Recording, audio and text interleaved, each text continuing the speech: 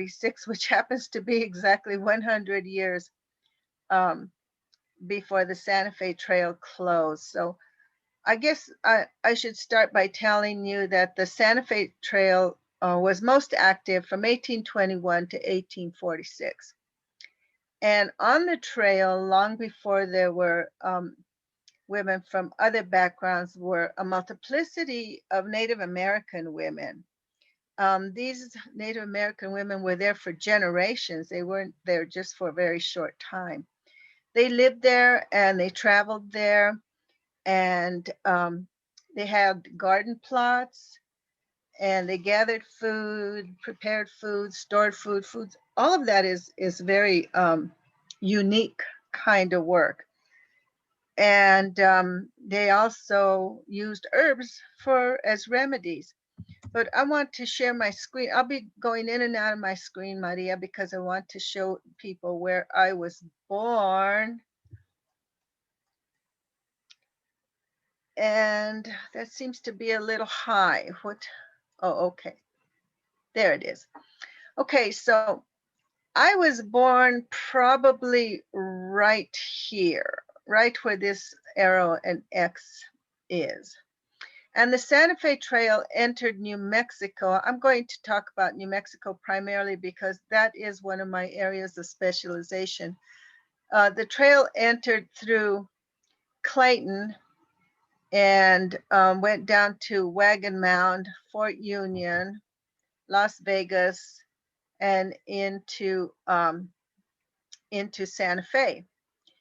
Now, there were two ways by which people came across the trail into New Mexico. They began in Leavenworth, Fort Leavenworth and Westport and Independence, Missouri, came down the trail through Council Bluff across the prairie.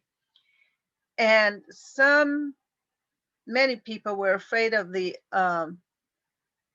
when there was hostility between American pioneers and Native Americans, they were afraid of the Native Americans.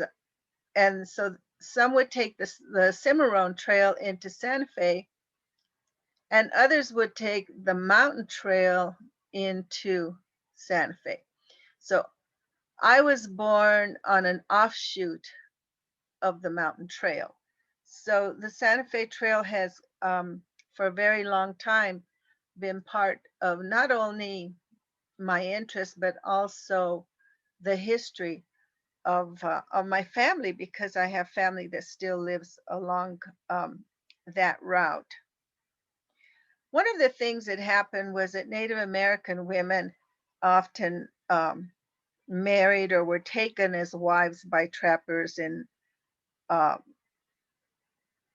French trappers, Spanish trappers, and was French trapper, French and Mexican. And so these women became very much stabilizers for the men who didn't know the area. And they play very pivotal roles. And we've seen them on in the movies, and sometimes those movies stereotype the women, but they tended to be Kanza, Pawnee, Osage, which were semi-nomadic, Kiowa, Apache, Cheyenne, and Arapaho. And of course, they were responsible for the arrangements of the camps, and we can sometimes still find camp circles. They birthed children, raised children, and engaged in a variety of coming-of-age ceremonies for young women. The Comanche seem to be the most numerous on the trail, and we tend to know these women through their association with men, women like Owl Woman, who was Cheyenne and married to William Bent. But let me see if I can get back on the screen again. This is, okay. I think something is going on with my screen. There it is. Owl Woman, this is the only depiction I could find of Owl Woman, who was Cheyenne, married to William Bent. or was wife to William Bent. And when she passed away, William Bent married her sister. But we get some other information about women on the trail when we look at the Buffalo Soldiers. And I have a lovely picture here, but I don't have an identification for who the male is or who the female is. And from that dress, I can't tell too well. She looks Apache, but I can't tell you what it is. But these soldiers came down the trail um, well after the trail was already cut for them. And the Americans came through also. We have this image of travel on the Santa Fe Trail as one long wagon train. But sometimes it was several wagon trains across. And we can still find some of the ruts not too far from Fort Union, which is right in here, and along I-25. In fact, my father, we would come to visit my relatives in New Mexico when I lived in Colorado as a child, and my father was diligent about telling us all of the history on the way into New Mexico. And one of the things he always pointed out were the ruts of the wagons near I-25.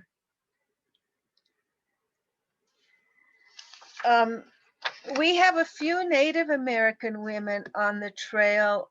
They tended to arrive on the trail via white men and women who had them as slaves or servants and maids. And of course, William and Charles Bent, who are well known for their participation in Colorado history as well as New Mexico history, both married women who are familiar with the trail. As I said, William married Al woman, and Charles married, well, technically didn't marry, but lived with for many, many years with Ignacia Bent. But one of the women that was a Pueblo soldier was Cafe Williams. She's really a very interested lady. This is the only depiction I have of her. But she enlisted as a soldier and changed her name to William Cathay, was a Buffalo soldier, and was very well known for her service, and it was decorated also for her service. Let me see if I can get back down here.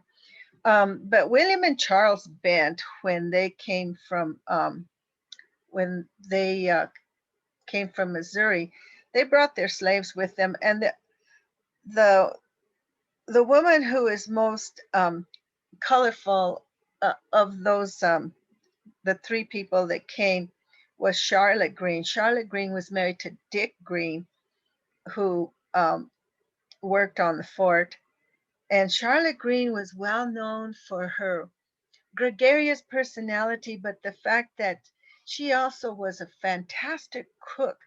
She could turn buffalo stew into something delicious by adding vegetables and her herbs. She made griddle cakes and French pastry and apple pie. And so she was very popular at the fort. And a lot of the American men, particularly the trappers, like Kit Carson, were very fond of her and very fond of her food. And she's also known to have enjoyed the fandangos, and the fandangos were the dances that were held at the fort. Then as we go into the chronological order, in 1848, in 1820, Mexico liberated itself from Spain and opened up the trade on the Santa Fe Trail. Prior to that, the Mexicanos did not open up trade with Americans, and so the trail was closed to commerce. But it gets flooded after 1848 when America seizes a great amount of property from the Mexicans. And but prior to that, we also had, as I mentioned, Fort Union. And I don't think I have a picture of Fort Union for you today, but there was a lot of trade there And through there came guns and mules, blankets, beads, but also the army wives. And the army wives provided a viable domestic setting for the soldiers. They had teas, dance. They hosted dances, but they had furniture and mirrors and things that some of the American soldiers did not have uh, ready access to. But some of the women, let me give you a profile of at least three of the women. Mary Donahoe seems to be the first American woman to go to travel on the trail, and that was about 1830. So there were three kinds of women: the army women who lived on the base, on the fort, at the fort, and the women who came through. So Mary Donahoe, excuse me, came through, and so did Sarah McGoffin. And Sarah McGoffin was very young. She was only 18 years old, but Mary Donahoe was 24 years old. There's a wonderful book titled Along the Santa Fe Trail, written by Marion Sloan Russell, who documents, and the reason why we know so much about American women on the trail is because they kept journals, and some of those journals were published. Men also kept journals. Josiah Gregg, for example, kept wonderful journals and also economic records of what he was buying and delivering on the trail. But you can get a very good sense of life on the trail for American women um, by reading those journals and reading some of the male um, inclusions in their record keeping. I love Susan I do have a picture of Susan. Let me get that up here for you. Susan McGoffin. I'll go back to, I can't get it. There it is. Susan McGoffin was a pretty young lady. Look at her. Isn't she lovely? Um, when she came down the trail, she came down her trail down the trail with a newlywed. And I found it very interesting that Susan McGoffin does not seem to be very much impressed with Santa Fe when she does get here. And is certainly not not at all impressed with one of my favorite ladies, Maria Gertrudis Barceló, who is also known as La Tules, and was the lady gambler of Santa Fe.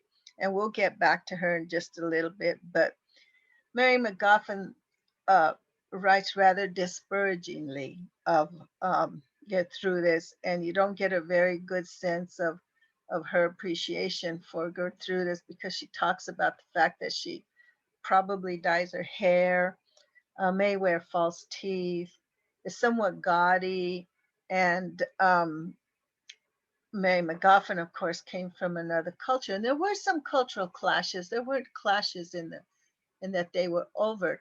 There were a lot of clashes because two cultures who were very different with very different foundations came together on the trail, especially in Santa Fe. One spoke Spanish, the other spoke English. Uh, the Santa Feans tended to be Catholic, and the people who came down the trail tended to be Protestant. And so there were a lot of differences, and sometimes you'll get some sliding of different females because of, I think, that cultural difference. One of the differences was the way they dress. You can see how she is dressed. Only her face and her hands show. And there are several men who commented on how the Mexican women did not wear corsets, tended to show their shoulders and their arms, and wore their skirts sometimes so that they could see their legs. And they thought that the women were loose because that was how they were dressed.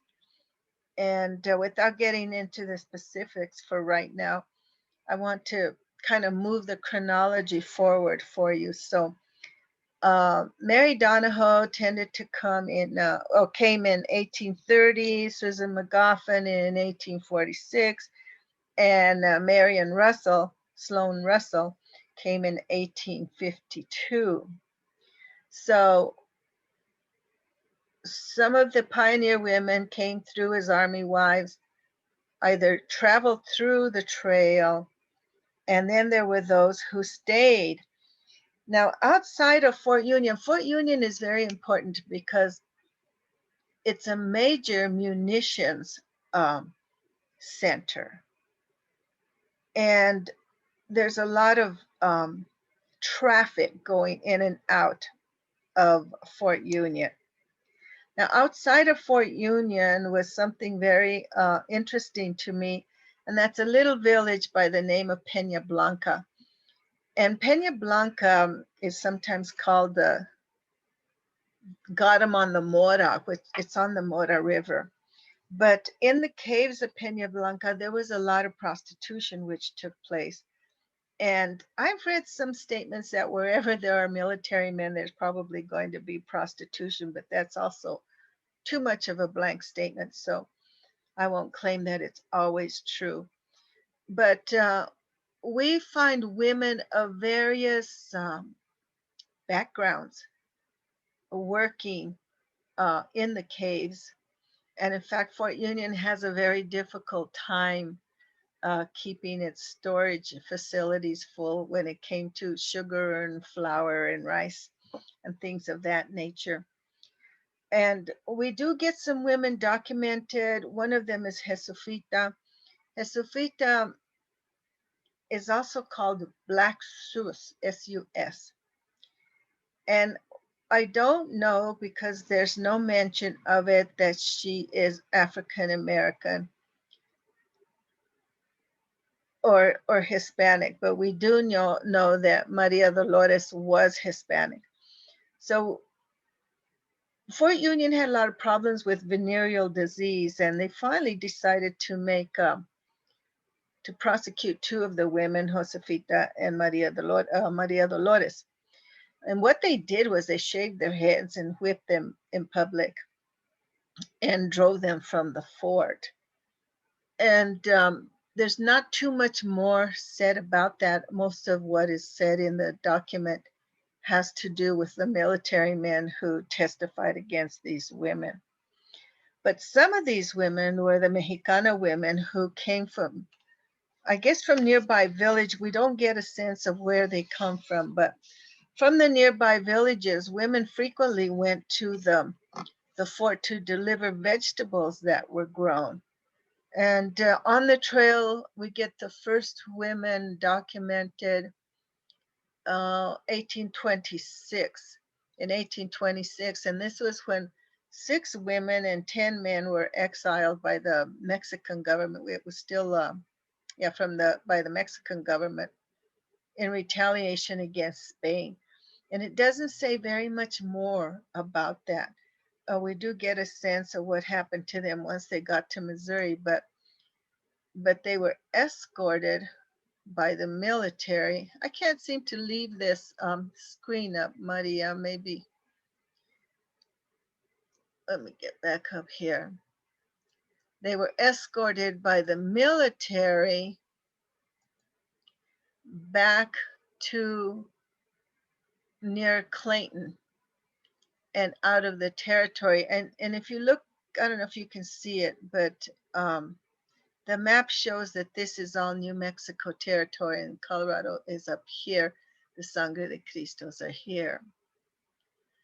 Now, people who came on the trail sometimes traveled on offshoots to the trail. And let me see if I can bring this down. And they would go to, let me see where I can put my glasses back on, that would help. When they used the Santa Fe Trail, they would sometimes venture off, and you can see elements of the Santa Fe Trail in Okate, New Mexico, O-C-A-T-E, New Mexico, which is down the mountain from where I was born. And I love to read about the mountain branch because that's where my family is. I still have family there in Cimarron and in Springer and in Wagon Mound. And sometimes my mother and I would leave from Albuquerque to take her back to Colorado where she lived. And it would take us 5 days to get there because we stopped to see relatives all along the way. But we get some women, some Spanish women whose names get mentioned whenever you read about the trail. One of them is Ignacia Bent. Ignacia Bent was never married to Charles Bent in that there was a church ceremony or a legal ceremony. She was more or less she was a common law wife. But she was also a Jaramillo, and the Jaramillos, the Vigils, and the Chavezes were prominent people in Taos. Taos was a hub for the fur traders and for a variety of businessmen, and later politics as the country developed. But when we look at Taos, New Mexico, and women who were somehow related to men on the trail, we first read about Charles Bent. Then we read about Kit Carson, who was married to Maria Josefa Jaramillo, very young. Maria Josefa was about 14. It is believed, and the record sometimes shows, that Ignacia was married first, and she kind of talked Maria Josefa into marrying Kit Carson. Now, sometimes when you do the research on Maria Josefa Jaramillo, you'll run across this picture, which Mark Simmons told me he didn't think it was Maria Josefa, and I didn't think it was. And so did Ray John de Aragon, who also writes about penitentes and New Mexico. But this has been verified as a photo of Maria Josefa. She was 14 when she was married off to Kit Carson, but they didn't live together very long after being married, um, because he was away for about 6 years. And so when he'd come home, she'd have a baby, and then he'd leave again. And when I interviewed this lady, Teresina Bent, she was a very, very, very old lady, and I asked for an appointment to see her, and she said, all in Spanish, she said, "What for? What do you want to know about Kit Carson? There's nothing to know. He came, he married my aunt, he'd give her babies and go off to fight Indians, and that's all I want to say."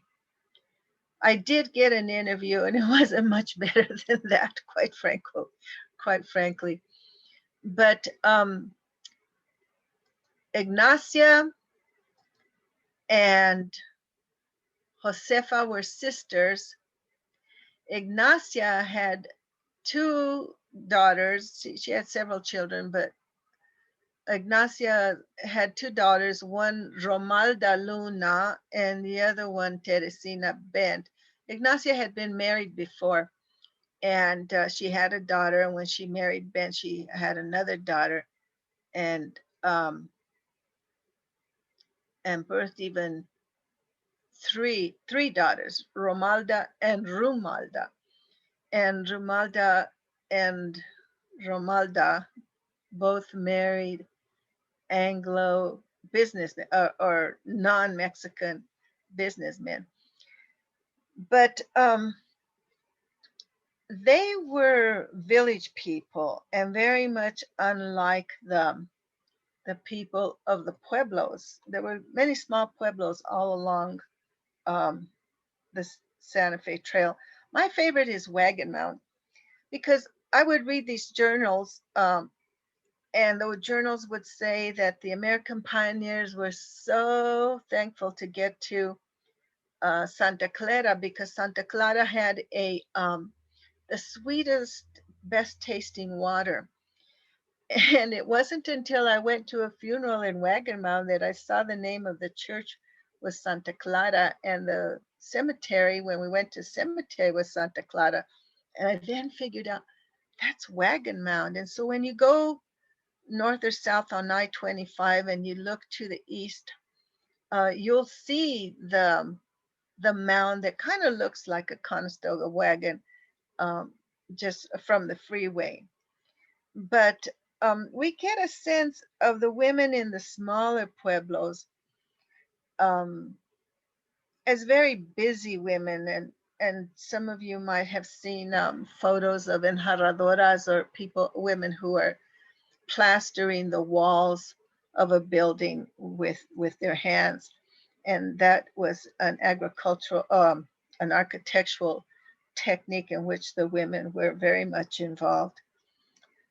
But we do get women like Mary Bernarda Aguirre, who was married to a Mexican freighting contractor, traveling that trail during that time. And we get Carmen Benavides, who was the common law wife of Anton Rubido, who made 6 trips and even had 1 child while away from New Mexico in Missouri.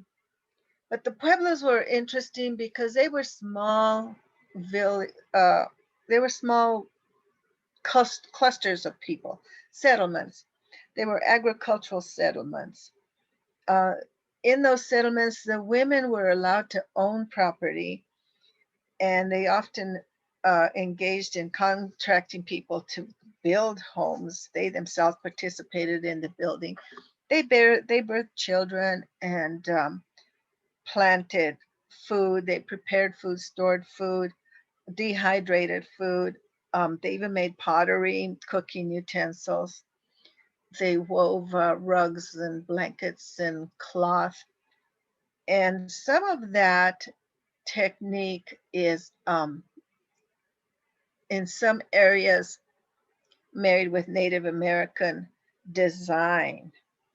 But from those small pueblos, the women emerged also as merchants. Manuela Baca, Lucita Baca, for example, would sell vegetables and trade for vegetables. Now, once we get to the city, once we get to Santa Fe, we meet one of the most fascinating ladies, Maria Gertrudis Barcelona. At the age of 28, is married. She and her husband gambled in the mountains near mining camps, and then in the city, Maria Josefa did have a child.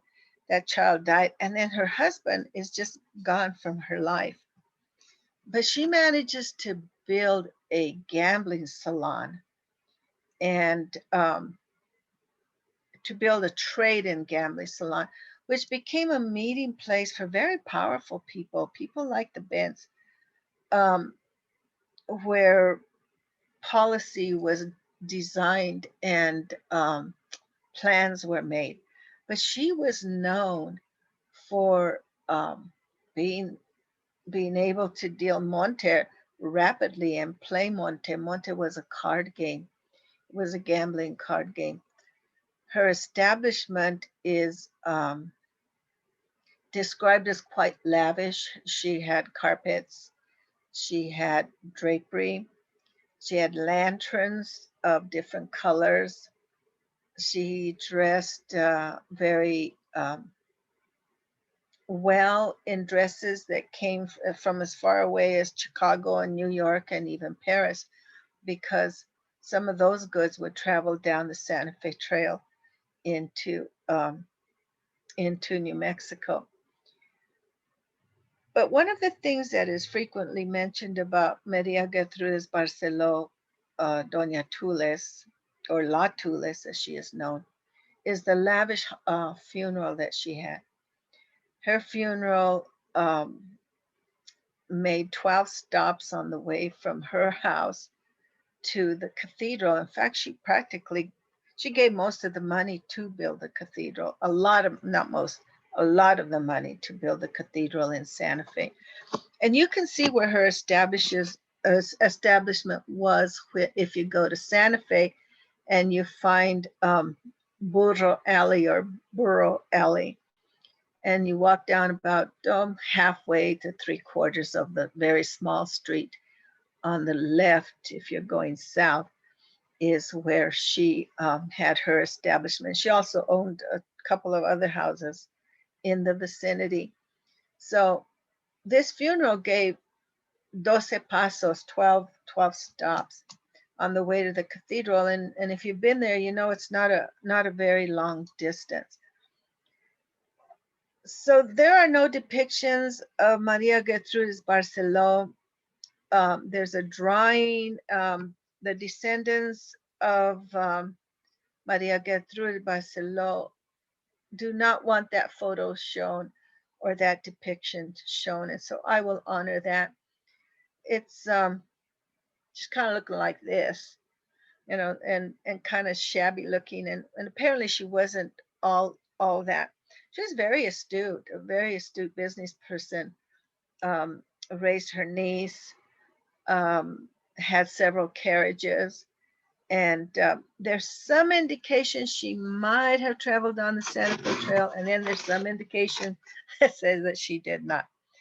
But she's a fascinating character. Both negative and positive images of her are depicted, and she certainly is worth focusing upon. But I want to kind of, and I don't know, where are we with regards to time, Maria? It's 5:36, so we have a little time.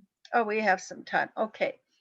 I want to end this chronology for you by saying that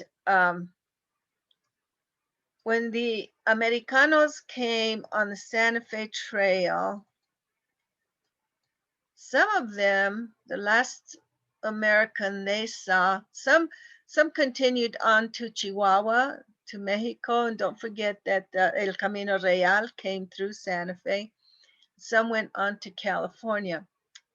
But when they left Independence, one of the women that some of them saw or related with was this lady, Emily Fisher, who had a hotel there, and her hotel was very well known as being extraordinarily clean and well kept, and the food was good.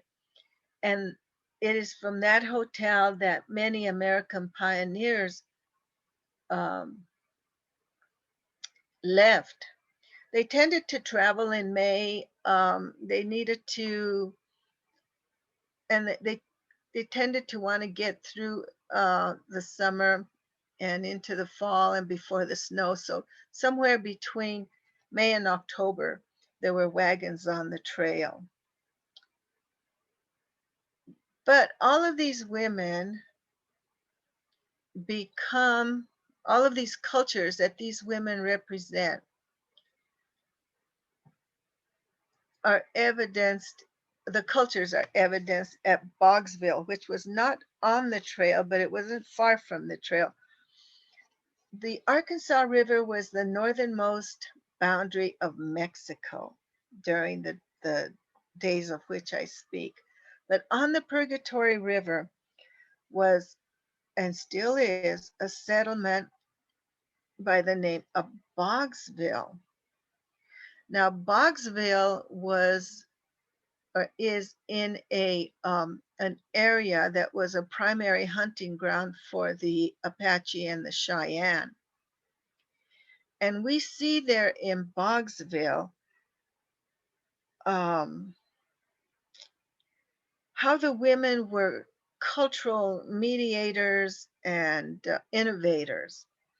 And we see them particularly when we meet this woman.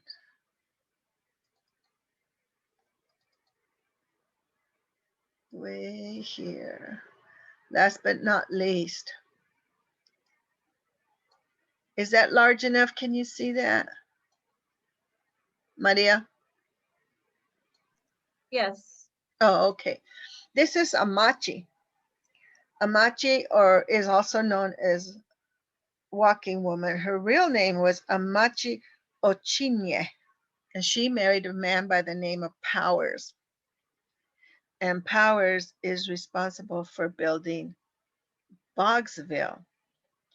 Now, Amachi was 14 years old, apparently about 14, I understand, when she was taken as a wife by Prowers. Now, she is known as one of the first women of Bogsville, and she she refused to wear a corset. She would not wear a corset. But she did like bicycles and she did like skating. So in there's kind of uh, an American aspect of the culture that she inherited at Bogsville. But she also made prickly pear pickles and jelly. She gathered herbs, and these are Mexican and Native American traditions. She made buffalo candy and dehydrated meat, jerky. I think most people would know it as jerky. She had a very best friend. Her very best friend was Mary Bent Moore. Now, remember, I told you way at the beginning that William Bent married Owl Woman. Well, Mary was the daughter of William Bent and Owl Woman. So apparently, Mary was either living there or was in the nearby Cheyenne camp. But they did a lot of writing together and some hunting. But Omachi spoke Cheyenne and Spanish fluently. She understood English, and it's said that she spoke English too, but was not as prominent as she was in the first two languages. But she didn't speak it very often, and that might have been I don't know, some people hint at the fact that that might be a form of resistance. But there comes a time in Taos. So I talked about how Mexico liberated itself from Spain in 1820. Well, when the Americanos took over the major portions of the Southwest in 1848, sometimes when scholars have written about New Mexico, they write about the bloodless conquest, but it was not a bloodless conquest. It was a conquest of a different sort, but there was quite a bit of blood spilled in Taos when William Bent, who became the first territorial governor of New Mexico, was killed on New Year's Eve. In the house were Maria Josefa Jaramillo and their uncle, and Romualda, one of Ignacio's daughters. And they escaped through a hole in the wall. And when you go to Taos and you visit the Bent house, you will see the hole in the wall. And there's all kinds of stories that emanate from that, but that's subject for another time. The Carsons, there's a lot to document to lead us to believe, okay, it's not documented, but to lead us to believe that after Bent was killed, actually he was scalped and killed,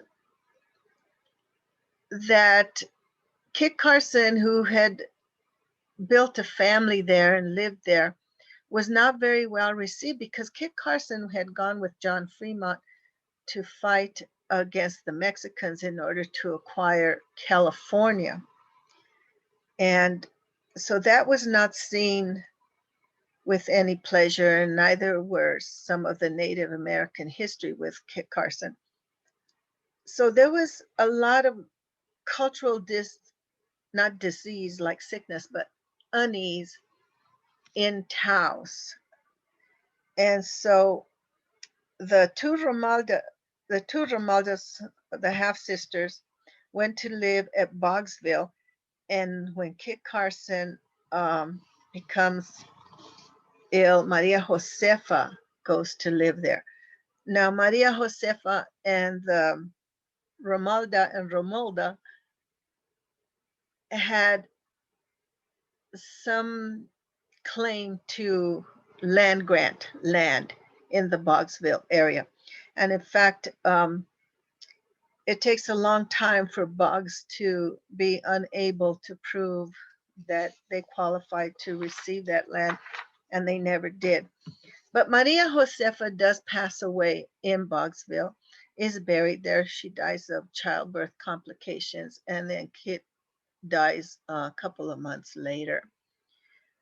So the main characters of the Santa Fe Trail tend to be the wagons, the American pioneers, Kit Carson, perhaps the soldiers, typified by Bent's Fort.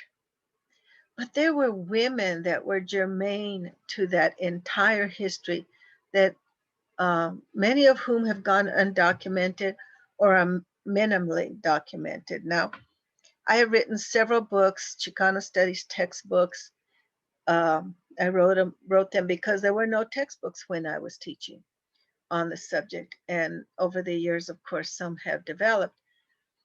So for me, it was an act of justice to be writing those textbooks and have the history that we did not learn, people my age did not learn in elementary school or high school, and went to college and had to take Chicano studies to learn, and now Native American studies to learn. And so I see it as keeping within what I have written for many, many years, and that is, this study is about women. It's a chronology of women that are not documented, are minimally documented, if they are documented. And I would like for those of us who are graduate students or students to think about, when you have to do a term paper, write a thesis or a dissertation, to think about these undocumented women and see what kind of paradigms we can develop, how we round off American history, particularly Southwest history, by being inclusive of these women, because they were cultural innovators. The intermarriage rate, the high intermarriage rate between Hispanic and American men, particularly after 1848, is quite high. And so we have people with names that come from other parts of the countries and other countries who are also Spanish cultured. And I think with that, I'd like to stop, but I would like to once again emphasize that I think there's more research to be done on any group, any of these women. There's a lot of research that can be done. And I would like to see both male and female scholars be more inclusive of these women. Okay, Maria, we'll let you take over. Wonderful. Thank you, Dr. Blea. We have one question, and I'll go ahead and read that. And then Dora has raised her hand. Dora, would you like me to unmute you? I will do that in a moment.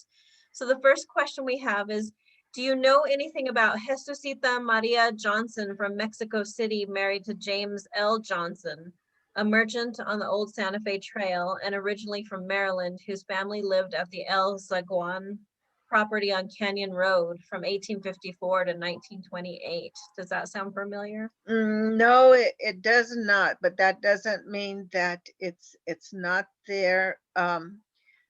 There are a couple of museum holdings that I think are very important. Certainly the Fray Angelico Chavez Library. You know the library system better than I do. That's your job.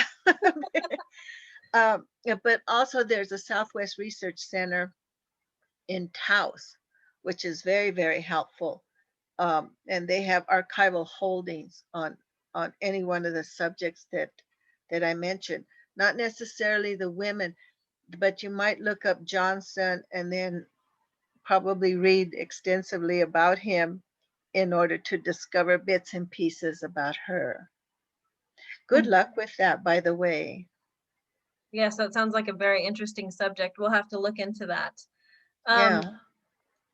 Irene, was the fact that women owed property or owned property an indigenous tradition?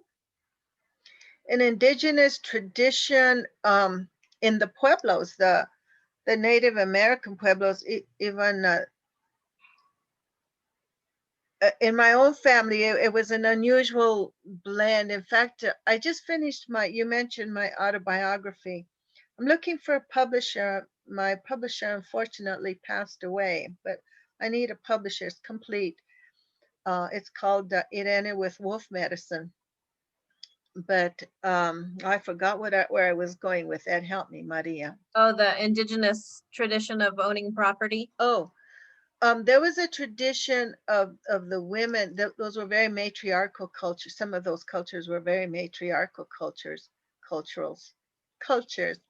And when my mother married, for example, my grandfather gave my mother 9 sheep. He did not give them to my father. He gave them to my mother. And so I asked my mother, why did he give you those? I remember being very young, and she says, I don't know. He just gave me 9 sheep. And then her sister said, oh, it was insurance for in case you needed to get rid of your husband. And so there is land ownership and agricultural animal uh, ownership. Amongst indigenous women, um, there wasn't so much. I don't get the sense of on the plains that there was ownership as much as there were hunting grounds or grounds that were populated by certain people. But in terms of land acquisition, I don't have any information on that. I do know that Mexican women had more right to buy property, sell property, make wills, go to court, testify in court. Um, those were rights that the American pioneer women didn't have.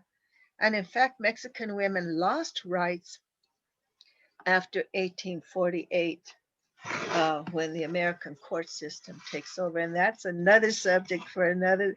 We could just go on, can't we, Maria? Yes, I think that's another Women's History Month program we need to do, because there were some questions about the Hispanic women and property ownership. So I think there is some interest in that topic. Yes, yes. So another question was, were the small pueblos you referred to Hispanic rather than Native American? They were Hispanic. There's quite a bit of documentation with regard to Pueblo, Colorado. You might remember that I mentioned they were offshoots from the Santa Fe Trail, and certain people would leave the trail and go in a different direction. Many people don't know that Kit Carson was very ill in Pueblo, Colorado. And I mentioned Pueblo because I lived there for such a long time. But help me again, Maria, where was I going with this? The small pueblos. Oh, the small pueblos. Along the way, let me mention Las Vegas was a town with many settlements around it. Romeroville and all of those little villages that you see along the way, Pena Blanca, Wagon Mound were all pueblos, and those were all Spanish-speaking pueblos. Now there was some, and I can't tell you to what degree there was Native American and Mexican or Hispanic, but today we call Hispanic, intermarriage in those pueblos. Now, there was the tradition of taking, of, I don't want to call it, but well, there was a trade in human beings. And that trade in human beings sometimes involved the women, many times involved the women, and women were stolen from by the Spanish or bought from Native people and were taken into their homes as servants, and sometimes baptized and sometimes given the household name. So there was that traffic.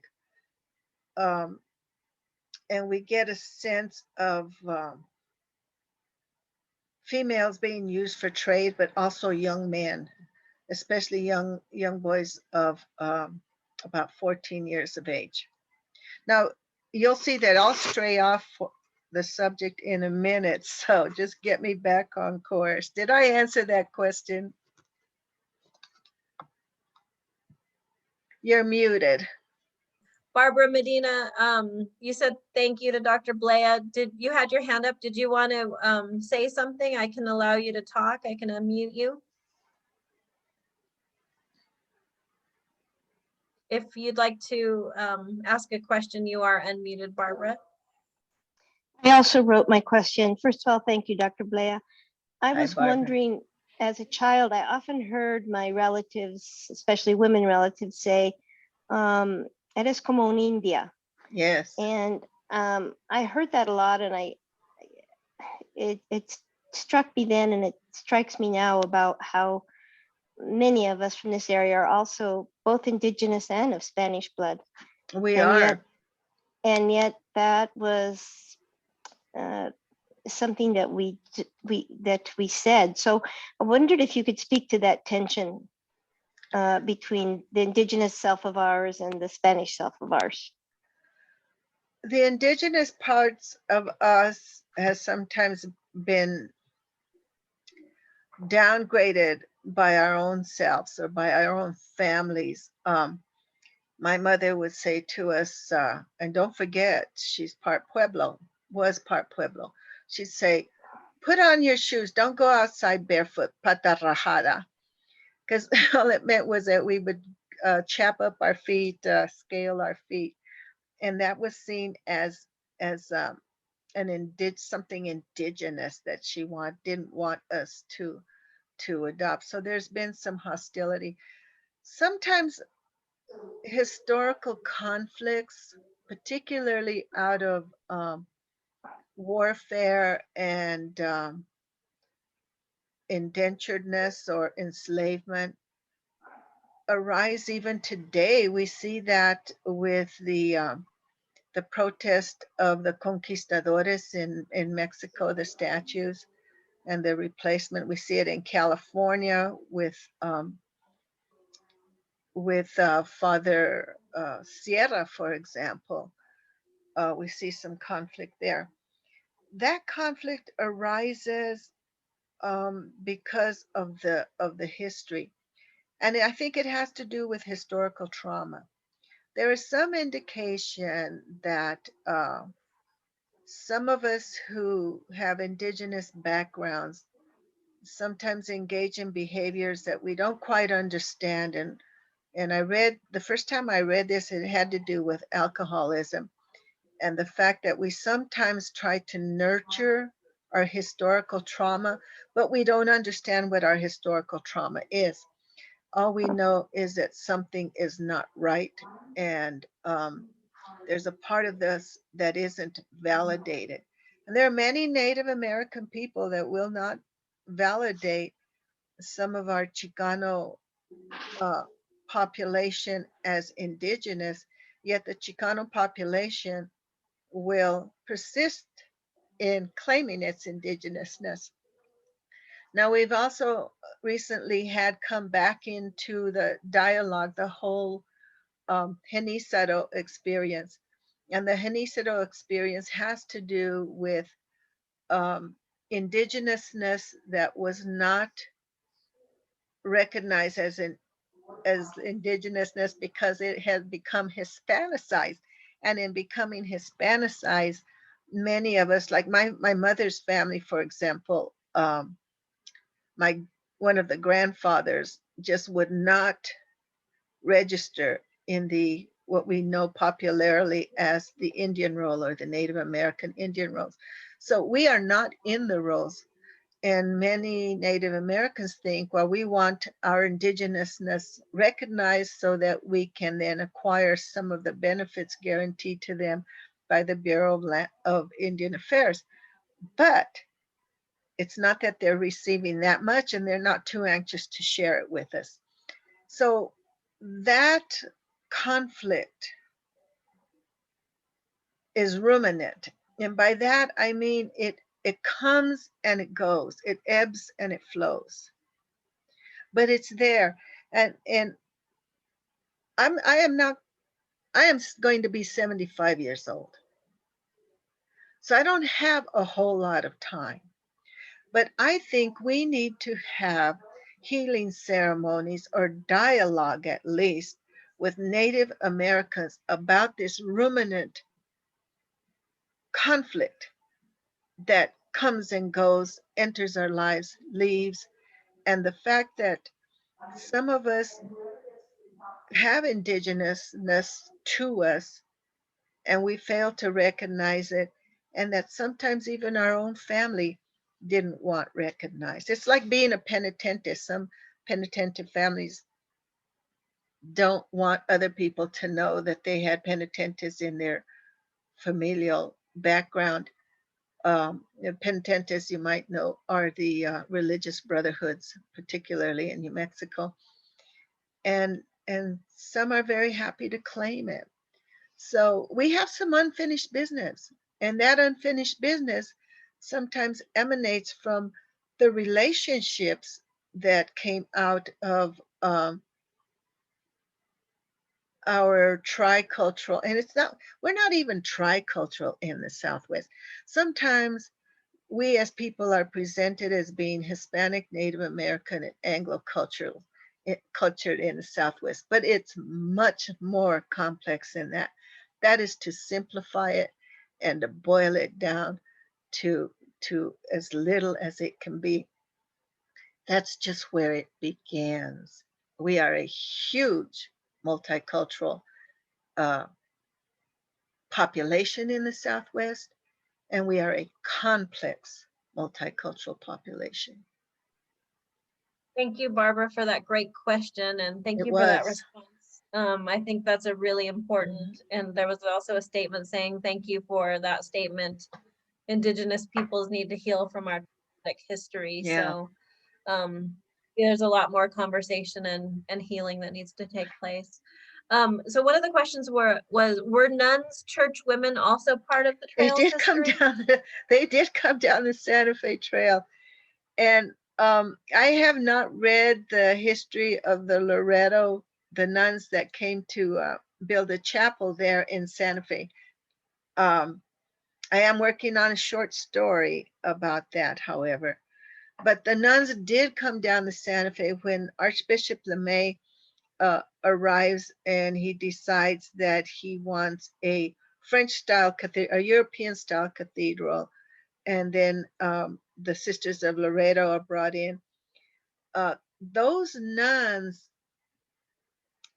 okay, so the Penitent Brotherhood and the people of New Mexico, of the Southwest who were practicing Catholics kept the Catholic faith alive until 1848, when many things changed. For example, the central seat of the Catholic Church was in Durango. And after 1848, the central seat of the Catholic Church moves to, oh my gosh, is it St. Louis? I don't remember where, but it's taken out of Mexico. The nuns came, and in their schools, they taught European values to many Spanish-speaking women and some Native women. Now, don't forget that we also later on have the Indian schools, but those were not, the nuns weren't as active there. But the nuns came and nourished the faith. And in nourishing the faith, they were very successful in doing that because women have been the primary keepers of the faith in the home for Spanish cultural people. And so many of the women that I've talked to that went to school with the nuns have a very, the older women have very positive recollections. Many of them are dying. They're in the 90s now, late 80s and 90s. But the ones that went later on to Catholic school will recall for you very quickly the nuns hitting them on the knuckles um, for not being able to learn, and sometimes not being very sensitive to the needs of the Hispanic children. They also adhered to the speak English only rule that we sometimes still will see rear its ugly head on public campuses. But the nuns were very important as women who came down the trail. But there was travel back and forth, particularly from men in New Mexico who went to be educated in Missouri. Some of them even studied for the priesthood in Missouri. Thank you. Was Okate a pueblo? Okate was a small pueblo. The remnants of it are still there. There are still people who live in Okate. In fact, I'm a member of their Facebook page. Um, it was a pueblo. It had a general store. It had a dance hall. My mother went to school. I don't remember. Maybe in Ojo Feliz. I don't remember. But my mother would tell me stories about going to dances in Okate and sometimes in people's houses. And basically what they would do is just push all the furniture to the edge of the room, and somebody would play the violin and another person would play the guitar, and the harmonica would be pulled out if they were lucky, and they'd have dances that went late into the evening. My mother, who was born, where we were born is now near White's Peak. And so my mother and my aunts, my mother was one of 12 siblings. They talked a lot before they died about curling their hair and getting in the wagon, and in the winter covering themselves up with quilts along with their brothers and going down the mountain to dances in Okate. And and sometimes spending the night, but more often than not, going back up the mountain after 12 o'clock from a dance. So Okate is still a community. It's a living community. It's a viable community.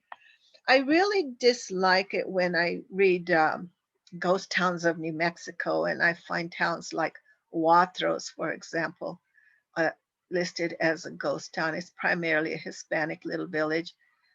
People live there. They still have a post office. Cars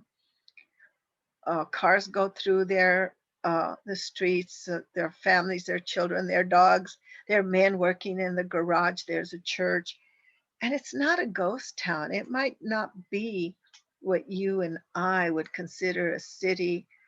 It's more of a village, and New Mexico is one of those places on America, on American maps, that have settlements listed as villages.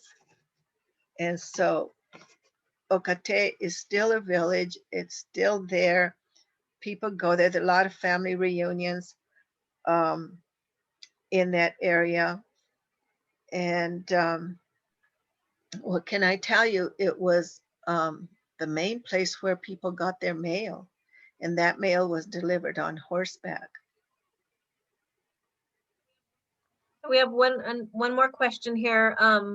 Cecilia says, my family comes from one of the small pueblos on the Santa Fe Trail. Have you come across any information about the women from Bulleros on the trail? Culleros was an offshoot of the trail, and I think probably, I'm not real sure. No, the answer is no, specifically no. But I do know that these little villages, these little pueblos would spring up, and it was from those villages that some of the pioneers got their fresh vegetables from. And so the pioneers were very grateful for coming when they came into the area to get fresh vegetables, because on the trail they did not have those.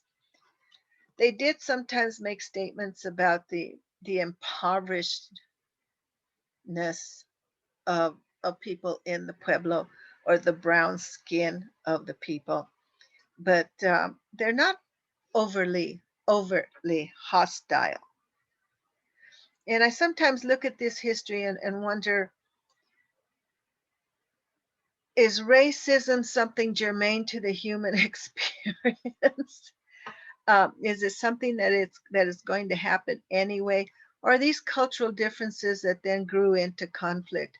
And as I look at early history in the trail, early history, it has more to do with cultural differences. But except Susan McGoffin, who is really quite uppity about how she writes about Hispanics.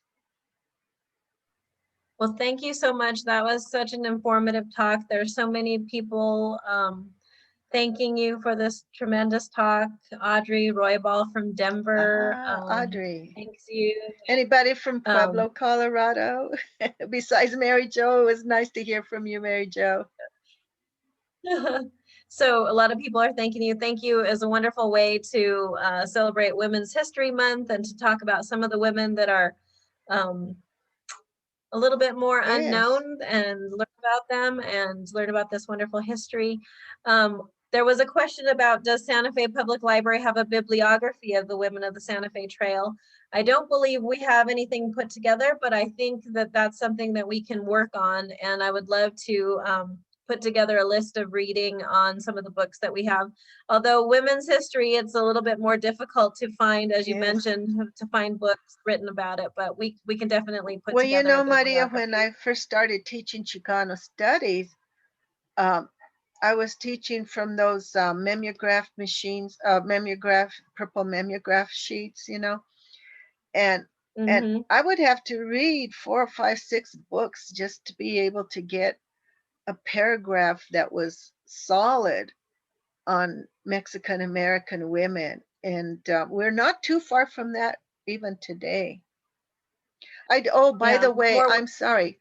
I spent many sessions at Fort Union, and I did put together a bibliography of women authors for Fort Union on the Santa Fe Trail. It's been quite a long time ago. I don't recall the title, but it is a bibliography of women's books written by women, and it is at Fort Union in their archives. So we might want to request that. Just right. Thank you. So yes, there were, let's see, Donna, I believe, Donna Vigil, Donna Joy Vigil is from Pueblo. She says hello. Nice. And several people who are from Pueblo and then moved away and they're at other places. So thank you all for joining us from all over the country. And we really appreciate you attending. We appreciate you, Dr. Blea, for sharing with us. Thank you. And thank you so much. We will send a recording out after if anybody missed it. And also make sure you check the Santa Fe Public Library's calendar for all our upcoming events and more programming. And also a thank you to the Friends of the Santa Fe Public Library for sponsoring tonight's event. So thank you all for being with us. We really appreciate it. Maria, can we leave the chat up for a while so I can scroll through it? Absolutely. And if anybody wants to talk to Dr. Blea, I can unmute you. So feel free to just raise your hand and I can do that. Okay. And I'm also on Facebook. If I didn't get to your question, contact me on Facebook and I'll try to get to it. Just saying hello, Maria. Oh, we had somebody from Ohio. Kansas. Yes. California. Helen from Denver. Yay, Helen. Sandra from Colorado Springs. Walnut Creek, California. Judith, I unmuted you. Oh, there's Judith. Let's see, maybe I unmuted you. Yeah.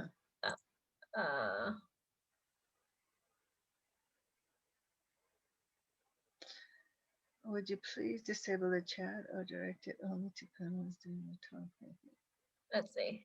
There, Judith Peasley, you're unmuted. You can talk. Hi, I'm just just joining. I thought it was like on the hour. I'm sorry. I just thought this is a wonderful opportunity to have Irene share some of her wealth of knowledge, and would welcome her again if someone could organize another Zoom. Thank you, Judith. I'd be glad to. Me llamo Juliana. Oh, That's the name Juliana, they but you gave me. appear as Judith. Okay. Yeah, that's my given name. Yeah, but they always the- called me Juliana at home. Juliana. I'll try to remember that. Thank you for Thank letting you. us know. Ah, somebody did research on Cafe Williams. Mhm. Be published next year.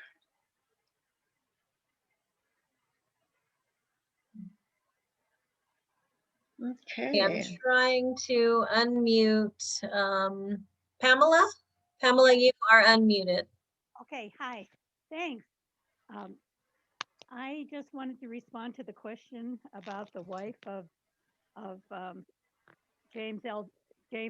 Johnson, who's home with his wife originally from Chihuahua, right? They had a question about her. Oh, maybe- yes, somebody did. is that A little louder though. You can't hear me? I can a little bit now, yes. Okay, okay, let me, so, okay. The El Zaguán has a publication written by Corinne P. Size through the Historic Santa Fe Foundation about Zaguán, and lots of information about the Johnson family. But it doesn't really tell you very much about how they met, or I'm assuming that because he was as a young man, as a 21-year-old, he was the first time he was in Chihuahua. So he might have met her there when he was coming early on from Maryland on the Santa Fe Trail as a merchant. So whoever asked that question, she might be able to check in with the Historic Santa Fe Foundation and find some of their records about her. Thank you so much for sharing that information. I'll look to see if we might have any of that information in the library as well. Thank you.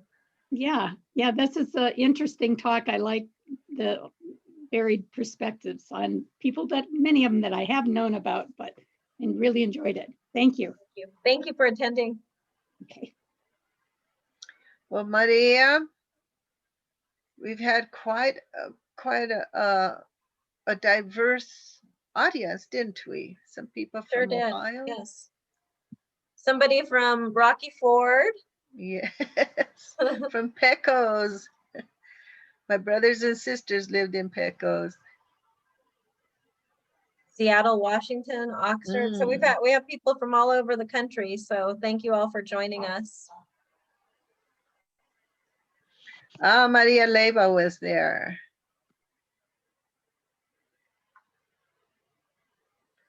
I love Zoom sessions, Maria.